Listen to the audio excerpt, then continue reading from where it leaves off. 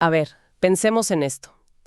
¿Qué tal si un síntoma, esa molestia física o, no sé, ese patrón de comportamiento que se repite una y otra vez, no fuera solo un error del sistema que hay que eliminar, sino más bien un mensaje encriptado? Algo que no está ahí para ser silenciado, sino más bien para ser descifrado. Hoy nos ponemos un poco el sombrero de criptógrafos. Con esa idea abrimos nuestra exploración de hoy. Tenemos sobre la mesa un texto de Hernando Bernal que se mete de lleno en las ideas del psicoanalista Jacques Lacan sobre el síntoma, el inconsciente.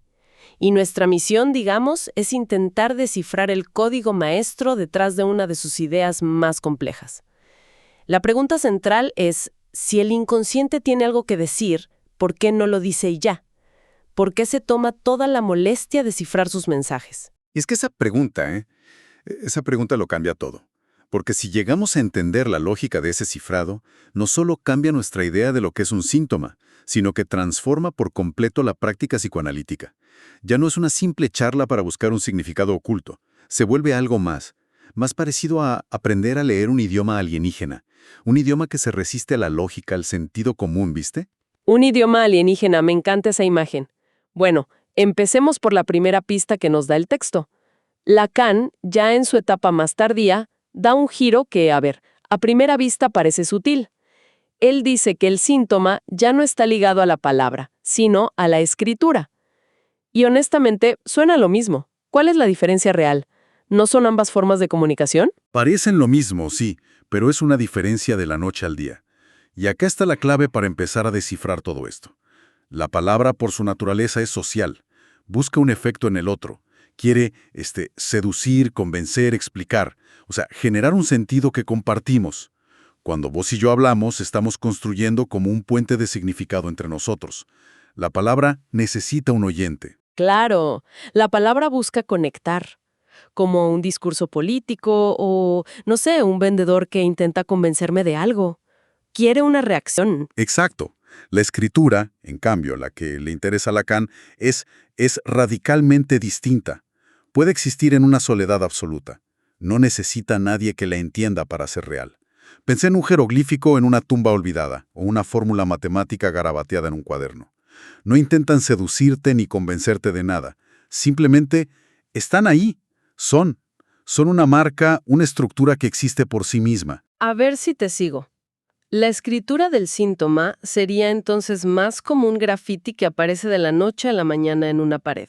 No me está dando un discurso, no me pide mi opinión, simplemente se impone en mi realidad y ahí se queda, mirándome. Es una analogía perfecta. Es una inscripción, una marca. Y esto nos lleva a una idea fundamental que el texto recupera de Jack Alan Miller, que dice algo así como, si el síntoma puede leerse, es porque él mismo ya es escritura. O sea, la posibilidad de leerlo no viene de que el síntoma quiera decir algo, como si fuera una persona hablando. Viene de que, en su origen, ya es una marca, es una cicatriz en el sistema. Entiendo. O sea, no es un discurso que salió mal, No. sino una escritura que tuvo éxito en su propia y extraña lógica. Pero el texto le añade otra capa de complejidad, algo que Lacan llama goce.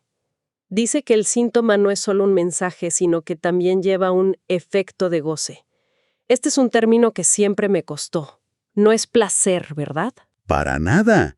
De hecho, a menudo es todo lo contrario al placer. Es una de las ideas más contraintuitivas, pero a la vez más potentes de Lacan. El goce es una satisfacción paradójica. Es una satisfacción que se encuentra en el sufrimiento mismo, en la repetición de algo que nos hace mal. Y podríamos pensar en un ejemplo más cotidiano. Sería como esa compulsión de tocarse una herida aunque duela. O de volver a mirar el perfil de una expareja en redes sociales sabiendo que te va a hacer sentir mal. O incluso, no sé, quedarse en un trabajo que se odia porque de alguna manera ese sufrimiento es familiar y te define. Diste en el clavo con todos los ejemplos. Eso es exactamente el goce. Es una especie de beneficio secundario del síntoma. Una fijación que nos mantiene atados a un patrón, aunque conscientemente lo detestemos. Y acá es donde se conecta de una forma brillante con la escritura. La palabra es fluida, cambia, ¿viste? Se la lleva el viento. Pero la escritura es fija, es permanente. Es la escritura del síntoma la que sirve de ancla para ese goce. Es como el surco en el disco de vinilo al que la aguja vuelve una y otra vez, repitiendo la misma melodía, dolorosa pero familiar. ¿Qué imagen más potente? El síntoma como una marca fija que ancla una forma de satisfacción tóxica. Ok, esto me abre una nueva pregunta. Si el síntoma es esta escritura tan particular, tan terca, me hace pensar en quién es el escritor. ¿Qué nos dice esto sobre la máquina que está haciendo estas inscripciones? ¿Qué tipo de mente escribe así? Esa es la siguiente puerta que tenemos que abrir. Si aceptamos que el síntoma es escritura, entonces nuestra concepción del inconsciente tiene que cambiar drásticamente. Ya no podemos pensar en él como un orador elocuente pero tímido que esconde verdades profundas en metáforas poéticas. Empezamos a verlo de una forma mucho más mecánica. El texto lo define como un saber cifrado. El inconsciente es, fundamentalmente, una máquina de cifrar. Una máquina. Suena tan frío, tan impersonal. Le quita todo el elemento humano, el deseo, la pasión. Es solo un algoritmo que codifica información. Es una objeción muy lógica. Pero máquina acá no significa que no haya deseo. Al contrario, el deseo es el combustible, es la energía que alimenta la máquina. Pero la máquina en sí, su engranaje, su función, es automática y sigue una lógica implacable. Su única directiva es cifrar. No sabe hacer otra cosa. Por eso, el trabajo en análisis no es tanto el de un intérprete de sueños, sino el de un criptógrafo que se enfrenta a un código que parece indescifrable. Un criptógrafo. Me gusta. Y como todo criptógrafo, nos enfrentamos a la pregunta fundamental que el texto plantea a través de Miller. ¿Por qué? ¿Por qué tanto esfuerzo? ¿Por qué el inconsciente cifra sus mensajes? Si hay algo importante que necesita salir, ¿por qué no lo dice y ya? ¿A qué le tiene tanto miedo? Exacto. No es por capricho, no es un juego. El cifrado es una necesidad de supervivencia para el sistema. Y acá tenemos que volver un poco a Freud, a su idea de la represión. Hay ciertas ideas, deseos o recuerdos que son tan intolerables, tan explosivos para nuestra conciencia, que el sistema los expulsa, los reprime. Los entierra en el sótano de la mente porque son demasiado peligrosos para tenerlos en la sala. Precisamente. Pero el gran descubrimiento de Freud es que lo enterrado nunca permanece muerto. Lo reprimido siempre retorna. El problema es que no puede volver tal cual fue desterrado, porque sería igual de intolerable. Sería como detonar una bomba en la sala de estar. Así que para poder volver a cruzar la frontera, tiene que ponerse un disfraz. Y ese disfraz es el cifrado. Es como una especie de pasaporte falso. Exactamente. El cifrado es el disfraz que lo reprimido usa para volver a circular. El síntoma es el retorno de lo reprimido, pero en una forma que lo vuelve irreconocible. Por eso el texto usa esa frase tan contundente. El inconsciente es una máquina hecha para cifrar. No es algo que hace a veces, es su propia naturaleza. De acuerdo, el panorama se va aclarando. Tenemos una máquina de cifrar increíblemente sofisticada, que traduce todo lo intolerable a un código secreto, que llamamos síntoma. Pero esto me lleva a una pregunta que parece, no sé, de ciencia ficción. ¿Hay algo que esta máquina no pueda procesar? Si su trabajo es escribir y cifrarlo todo, ¿existe algo que sea, por definición, incifrable? ¿Un material tan extraño que la máquina simplemente no tiene un código para él? Y esa, como bien decís, es la pregunta del millón. Es el giro final y más profundo de todo este argumento. Y la respuesta de Lacan es un sí rotundo. Hay un elemento que es imposible de describir, algo que queda estructuralmente fuera del lenguaje y del sistema simbólico. La tensión es máxima. ¿Cuál es ese elemento? ¿Qué es tan radical que ni siquiera el inconsciente puede escribir sobre ello? El texto lo suelta sin anestesia. La relación sexual. Espera. ¿Eso no puede ser? ¿Cómo que la relación sexual? Es de lo que más se habla, se escribe, se canta, la biología, la pornografía, la literatura. Está por todos lados. ¿Cómo va a ser incifrable? Sabía que dirías eso. Es la confusión más común y es vital aclararla. Cuando Lacan afirma no hay relación sexual, no está negando el acto físico, obviamente. Se refiere a algo mucho más profundo, a nivel de la estructura simbólica. Lo que dice es que no existe una fórmula, un código universal, un manual de instrucciones en nuestro sistema simbólico que garantice una armonía perfecta y complementaria entre los sexos. No hay un yin para cada yang que encaje a la perfección en el lenguaje. La idea de una unidad primordial, de dos mitades que se unen para formar un todo perfecto, es una fantasía. Una fantasía que el sistema simbólico no puede escribir. Es un vacío estructural. A ver si lo puedo traducir a una analogía. Es como si el sistema operativo de nuestra mente, llamémoslo lo simbólico, pudiera procesar millones de tipos de archivos. El amor, el odio, el trabajo.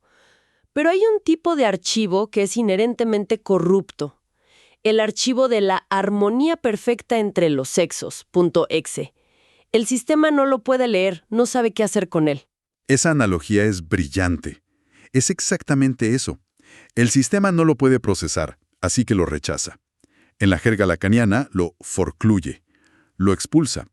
Pero, y acá viene la conexión final, ¿qué pasa en un sistema informático cuando un archivo es expulsado o no se puede leer? ¿Simplemente desaparece? No, para nada. Deja un rastro.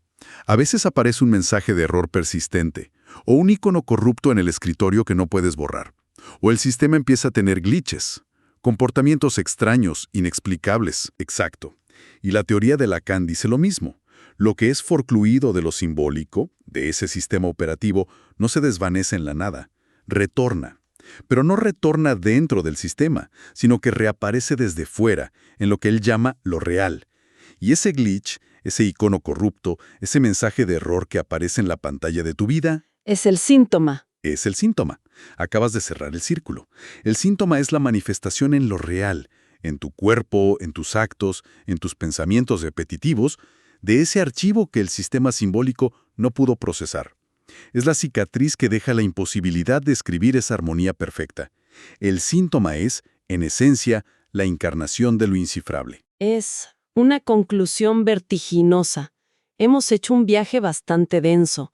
Empezamos como criptógrafos, con la idea de leer un síntoma en lugar de solo escucharlo.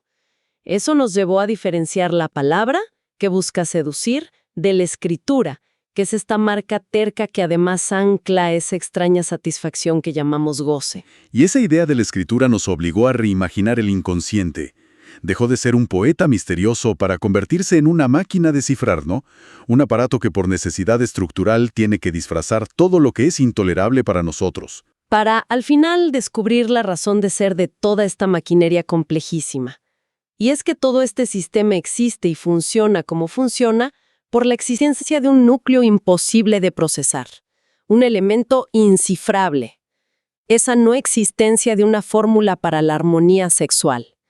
Y es la reaparición de este elemento no escrito, su eco, su glitch, lo que constituye el síntoma. Y lo más fascinante, creo, es que desde esta perspectiva, el síntoma ya no es una falla del sistema, no es un error a corregir, se convierte en una invención, una solución torpe y dolorosa si querés, pero una solución al fin y al cabo que el sujeto crea para lidiar con algo que el lenguaje por sí solo no puede nombrar ni resolver. Exacto.